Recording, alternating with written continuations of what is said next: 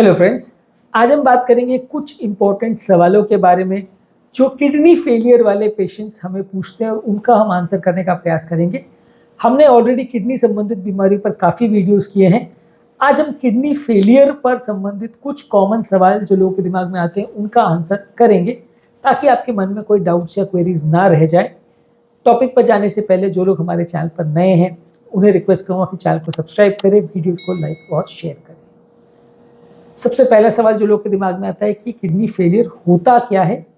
Kidney failure basically एक problem है, एक बीमारी है जिसमें हमारी किडनी जो शरीर को शुद्ध करने का काम करती है, यानी कि नॉर्मली हमारे ब्लड को शुद्ध करके सारे टॉक्सिक पदार्थ को किडनी यूरिन के माध्यम से निकाल देती है। ये काम किडनी का होता है। अगर कोई कारण से किडनी अपना काम सुचारू रूप से नहीं कर पाए और बॉडी के टॉक्सिन्स को फिल्टर नहीं कर पाए और बॉडी में ये सारे टॉक्सिन्स इकट्ठा होना चालू हो जाए, या ये मान के चलिए कि जितना किडनी की कैपेसिटी है उससे कम कैपेसिटी अगर किडनी की है फिल्टर करने के लिए, तो उसको किडनी फेलियर माना जाएगा।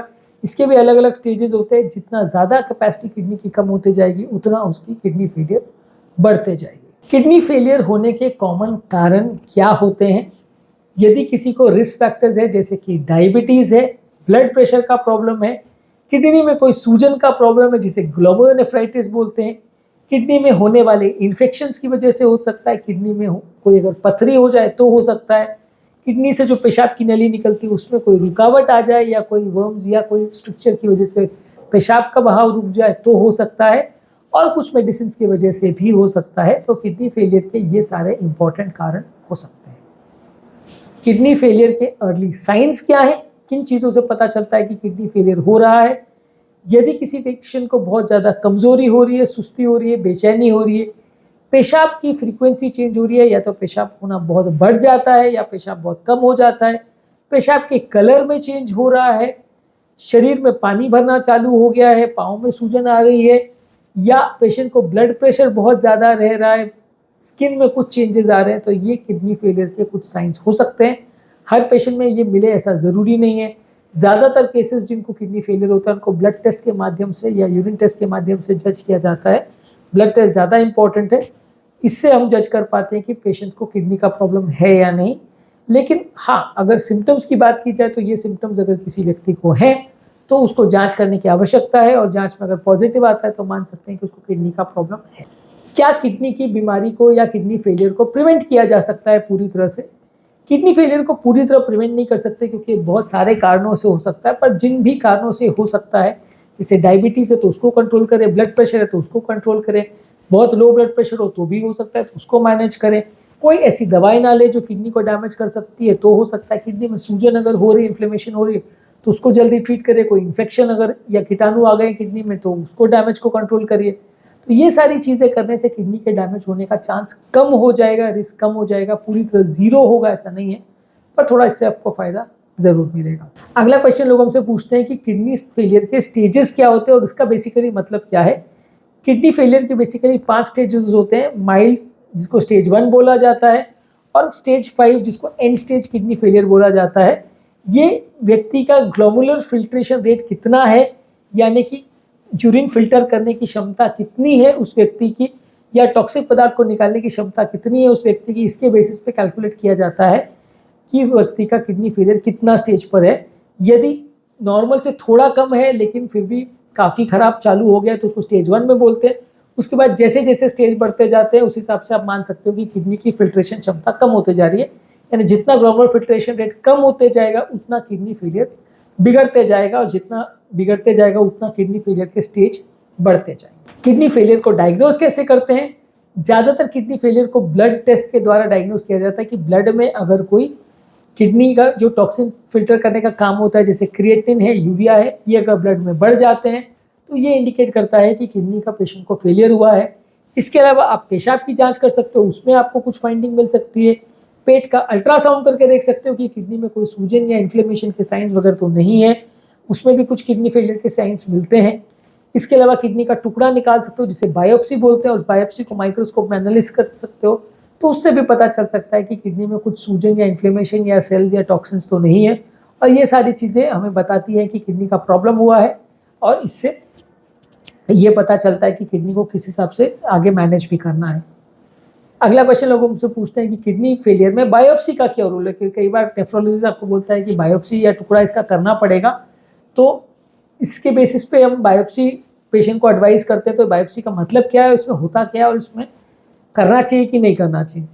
बायोप्सी बेसिकली एक किडनी का एक छोटे से नीडल डाल के किडनी का एक छोटा सा टुकड़ा निकाल लेते हैं। इस दौरान पेशेंट को कोई नुकसान या डैमेज नहीं होता। किडनी का एक छोटा सा टुकड़ा निकालते हैं तो उसमें किडनी खराब हो जाएगी, ऐसा बिल्कुल रिस्क नहीं है।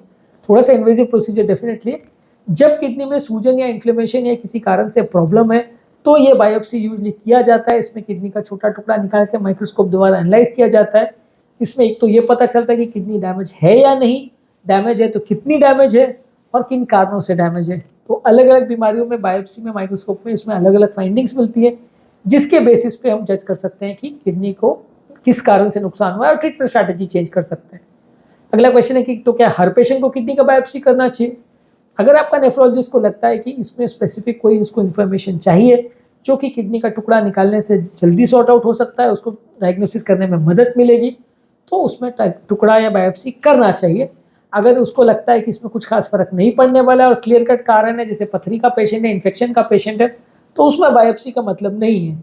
पर जहाँ पे सूजन का प्रॉब्लम है तो वहाँ पे बायोप्सी आपको करके देखना चाहिए कि सूजन कौन से कारण से और कितनी ज़्यादा है और आगे आपको ट्रीटमेंट में क्या करना है। अगला सवाल लोग हमसे पूछते हैं कि यदि किसी पेशेंट का किडनी फेल होना चालू हो जाए तो क्या ये इंप्रूव हो सकता है, वापिस से ठीक हो सकता है यदि एक बार डैमेज हो जाए? काफ़ी स्टेजेस में किडनी पेशेंट्स को अगर आप प्रॉपरली ट्रीट करो और उनको प्रॉपरली मैनेज करो तो किडनी फेलियर को रिवर्स किया जा सकता है। पूरी तरह से मरे हुए सेल को जिंदा तो नहीं कर सकते हैं, लेकिन जिन कारणों से किडनी फेलियर हो रहा है यदि आप उनको प्रॉपरली मैनेज करें तो किडनी को बिगड़ने से तो आप काफ़ी हद तक बचा सकते हो। पूरी तरह से बचा सकते हो ऐसा नहीं है, हर केस को बचा सकते हो वैसा नहीं है, लेकिन ये है कि आप काफ़ी हद तक मदद कर सकते हो यदि जल्दी इसको डिटेक्ट कर लो, जल्दी ट्रीट कर लो। यदि आप बीमारी को लेट स्टेज में डिटेक्ट करेंगे या लास्ट स्टेज में डिटेक्ट करेंगे जब पेशेंट ऑलरेडी डायलिसिस पे आ गया तो आप कुछ नहीं कर पाओगे, लेकिन जल्दी स्टेज पर डिटेक्ट कर लिया तो काफ़ी पेशेंट्स को आप बचा सकते हो। अगला क्वेश्चन लोग हमसे पूछते हैं कि डायलिसिस क्या है और ये कब ज़रूरी होता है? डायलिसिस बेसिकली एक ब्लड फिल्ट्रेशन प्रोसेस है जिसमें एक मशीन द्वारा पेशेंट को कनेक्ट करके उसका ब्लड को शुद्ध किया जाता है। किडनी का नॉर्मली फंक्शन यही होता है कि ब्लड में जो टॉक्सिन है उनको निकालने का काम किडनी करती है। तो ये मशीन वही किडनी के बदले काम करती है और ब्लड को फिल्टर करके जा रहे टॉक्सिन पदार्थ निकाल देती है। तो ये ज़्यादातर जब किडनी बिल्कुल ही काम नहीं कर रही होती है या किडनी बिल्कुल फेल हो जाती है तब किया जाता है। किडनी को एक तरह से आराम देने के लिए किया जाता है। हर पेशेंट जिसको डायलिसिस किया जाता है उसको लाइफ टाइम डायलिसिस लगेगा ऐसा ज़रूरी नहीं है, पर लेकिन कुछ पेशेंट्स को लग भी सकता है। अगला क्वेश्चन लोग से पूछते हैं कि सडन अगर किडनी फेल हुई हो तो क्या डायलिसिस करना सही है? यदि किडनी फेलियर सडन हुई है और क्रिएटिनिन वैल्यूज बहुत ज़्यादा है तो डायलिसिस करना चाहिए। इससे आपकी किडनी को आराम मिलेगा और किडनी के बिगड़ने के चांस थोड़े कम हो जाएंगे। यदि आपके डॉक्टर के जो इस डिफाइंड क्राइटेरिया है जिस पर डायलिसिस की जाती है, जैसे कि हाई क्रिएटिनिन वैल्यूज़ है, बॉडी में एसिडोसिस का बन जाना है, किडनी से रिलेटेड टॉक्सिन शरीर में फैलने जाने होने का चांसेस हो जाते हैं, ब्रेन पर अगर असर होना चालू हो जाता है, यूरिया क्रिएटिनिन की वैल्यूज़ बहुत ज़्यादा बढ़ जाते हैं, यूरिन बिल्कुल नहीं आ रहा है, पानी भरना चालू हो गया है, तो ये सारे वो इंडिकेशन है जिसके लिए पेशेंट का डायलिसिस होना चाहिए। और अगर ज़रूरत है तो अक्यूट किडनी फेलियर में भी डायलिसिस होना चाहिए।